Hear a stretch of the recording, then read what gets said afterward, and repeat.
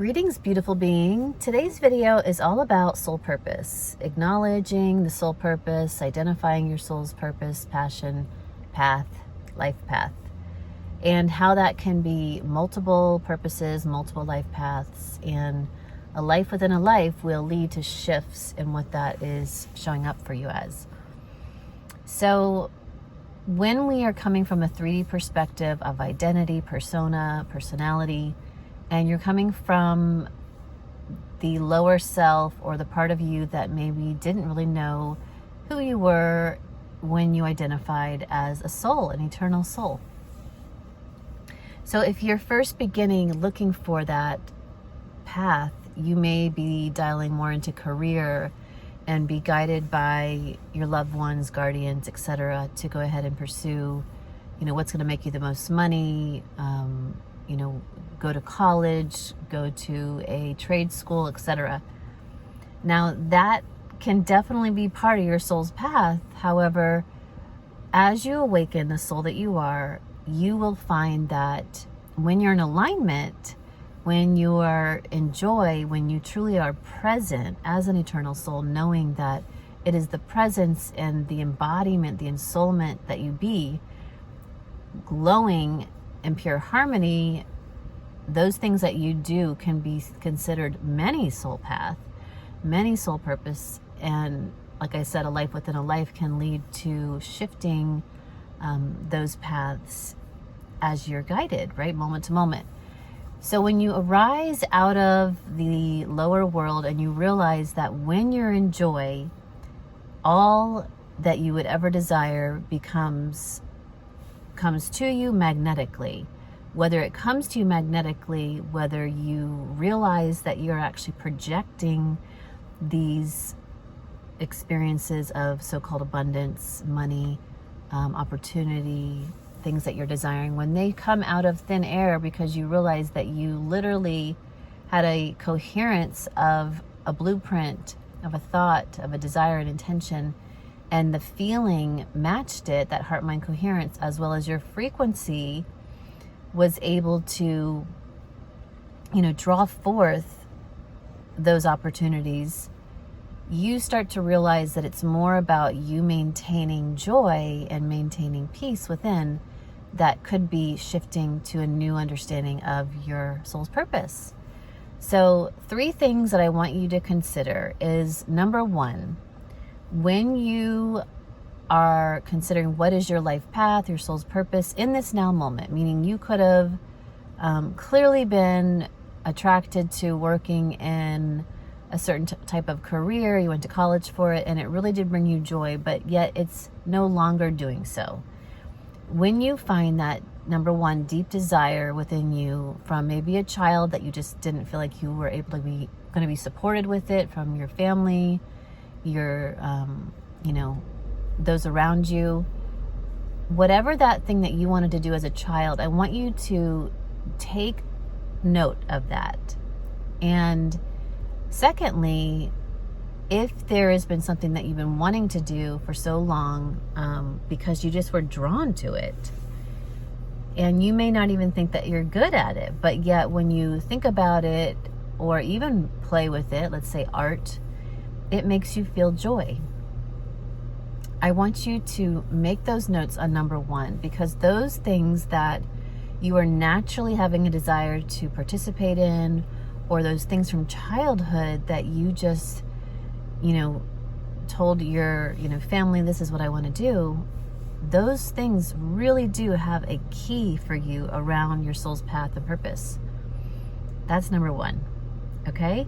Number 2 is, because you can do a guided meditation for yourself and notice your own intuition showing you what you came from other timelines masterful at, you may be able to tap in by doing Akashic Records to find where, what, and how were you masterful at, what skills that you literally came into this life because of that crystallization of those skills that maybe you could start to look into, right?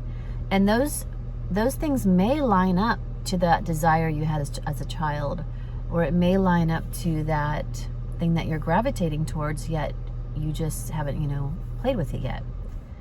And lastly, number 3, what I want you to consider is what I spoke about first, is that when you step into the soul eternal consciousness, you become more focused on this now moment and what brings you joy. We may look at, the path of least resistance, following our bliss, those types of thoughts as guides to keeping us present.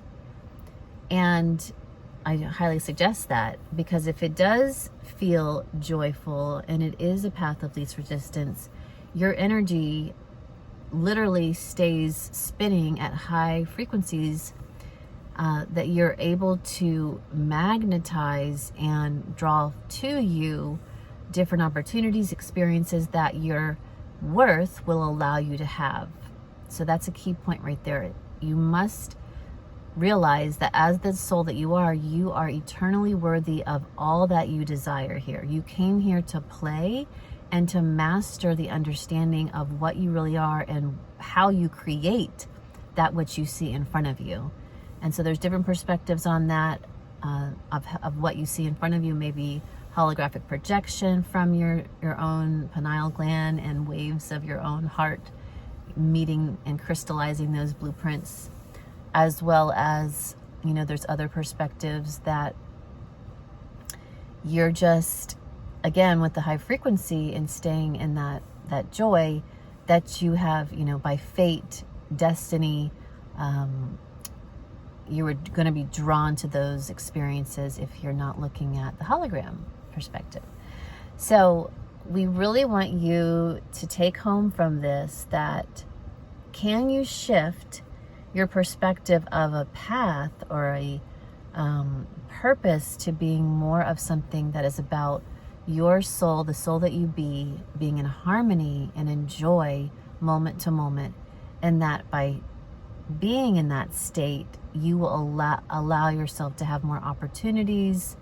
You will allow yourself to make more money. However, sometimes that will come beyond making or earning or creating something that requires you to do something to have money come towards you, but more understanding that when you're in joy, when you're at ease, you allow yourself to have those opportunities, and very unique opportunities will magnetize to you something like, a boat. Let's say you desired a boat and you didn't actually have to go buy the boat, but all of a sudden your neighbor tells you, look, I'm not going to use this boat, and I noticed that you are always going to the beach. Would you like this boat?